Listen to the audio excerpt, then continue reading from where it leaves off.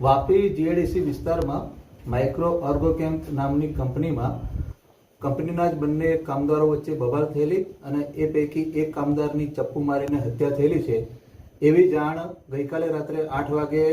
GIDC police સ્ટેશનના police inspector Shri મયુર પટેલને થયેલી અને આ બાબતની ગંભીરતાને લઈ શ્રી મયુર પટેલે પોલીસ કંટ્રોલ રૂમમાં અને પોલીસ અધિક્ષક શ્રી કરણરાજ વાઘેલા સાહેબને જાણ કરેલી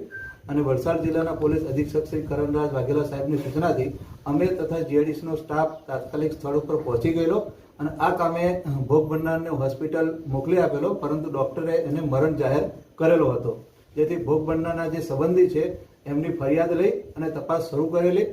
આ કામે પ્રાથમિક તપાસમાં આરોપીની જે વિગતો મળેલી હતી અને આરોપી ભાગી ગયેલો હતો, તો પોલીસ સ્ટાફના માણસોથી તાત્કાલિક આરોપીને કોમ્બિંગ કરી અને પકડી પાડવામાં આવેલો હતો। સર, આ જે આરોપી કોણ છે અને એનો મોટિવ શું હતો? ફરિયાદની જે હકીકત છે, ફરિયાદમાં જણાવ્યા પ્રમાણે મરણ જનાર છે સમાધાન પાટીલ એમનું નામ છે અને એ આ કંપનીમાં ઇલેક્ટ્રિક ડિપાર્ટમેન્ટમાં કામ કરતા હતા, ઇલેક્ટ્રિકનું કામ કરતા હતા એ। અને જે આરોપી છે એનું નામ છે દીપક મંડલ અને એ આ જ કંપનીમાં લેબર કોન્ટ્રાક્ટરના સુપરવાઇઝર તરીકે કામ કરતો હતો। આ સમાધાન પાટીલને ઇલેક્ટ્રિકનું કામ કરવા માટે મજૂરોની જરૂર હતી, જેથી એમણે આરોપી જે દીપક મંડલ છે એમના પાસે મજૂરોની માગણી કરેલી અને દીપક મંડલે એમને મજૂરો પૂરા પાડેલા અને 2 દિવસ આ મજૂરોએ સમાધાન પાટીલના અંડરમાં કામ કરેલું અને આ મજૂરોના પેમેન્ટ કુલ 7200 રૂપિયા જે દીપક મંડલે લેવાનું થતું હતું એ સમાધાન પાટીલે આપેલું ન હતું, જેથી આમની વચ્ચે સવારના બવાલ થયેલી અને દીપક મંડલે સવારના પહોરમાં આ સમાધાન પાટીલને ધમકી પણ આપેલી હતી। ત્યારબાદ બપોર પછી સાંજના સમયે એટલે જે બનાવ બન્યો એ સમયે સમાધાન પાટીલ અને દીપક મંડળ ફરીથી કંપની આગળ મળેલા અને આ જ પૈસા બાબતે એમની વચ્ચે બબાલ થયેલી। એ બબાલ દરમિયાન આ દીપક મંડળે પોતાની પાસેનું જે ચપ્પુ હતું, છરી હતી, એ